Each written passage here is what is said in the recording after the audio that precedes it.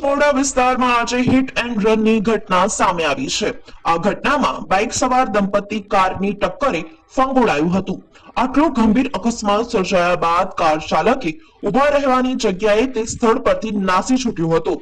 અકસ્માત બાદ કારના આગળના ભાગે બાઇક ફસાઈ જતા તે ઘસડાઈ હતી। આ ઘટનામાં મહિલાને ઈજાઓ પહોંચતા તેણીને હોસ્પિટલ લઈ જવામાં આવી હોવાનું સૂત્રો જણાવી રહ્યા છે। વડોદરામાં ફિલ્મી સ્ટાઇલે હિટ એન્ડ રનની ઘટના સીસીટીવીમાં કેદ થવા પામી છે। વડોદરાના મુજમોડા વિસ્તારમાં આવેલા માતાજીના મંદિર પાસેથી દંપતી બાઇક પર જઈ રહ્યું હતું। તેવામાં દંપતીની બાઇકને કારની ટક્કર લાગતા બંને ફંગોળાયા હતા। આ ઘટનામાં દંપતી પૈકી મહિલાના પગે ઈજાઓ પહોંચી હોવાનું સૂત્રો જણાવી રહ્યા છે।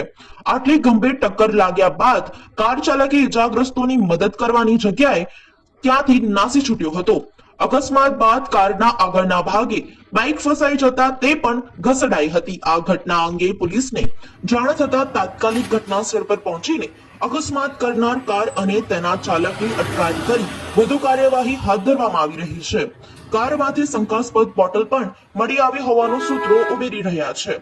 હવે આ મામલે આગળ શું થાય છે તેના પર સૌ કોઈની નજર રહેશે। PISN સગરે જણાવ્યું કે કાર ચાલકનું નામ કંવરલાલ બલવિંદરસિંહ સુક્કા રહે મકરપુરા છે। તેને પ્રાથમિક રીતે ડ્રિંક કર્યું હોય તેવું લાગે છે। કાર અને બાઇકનો મુજમોડા ચોકડી પાસે ખોડિયાર માતાજીના મંદિર પાસે અકસ્માત થતા બાઇક સવાર ફંગોળાયા હતા। જે બાદ ભાગવા જતા કારના આગળના ભાગે બાઇક ફસાઈ ગયું હતું અને બાઇક કેટલાક અંતર સુધી ઘસડાયું હતું। કાર ચાલકને પોલીસે પકડી લીધો છે। હાલમાં તેની સામે ડ્રિંક એન્ડ ડ્રાઇવ અને અકસ્માત સહિતની વિવિધ કલમો હેઠળ ગુનો નોંધવાની કાર્યવાહી હાથ ધરવામાં આવી રહી છે। આ ઘટનામાં બાઇક સવાર પૈકી મહિલાના પગે ઈજાઓ પહોંચી છે।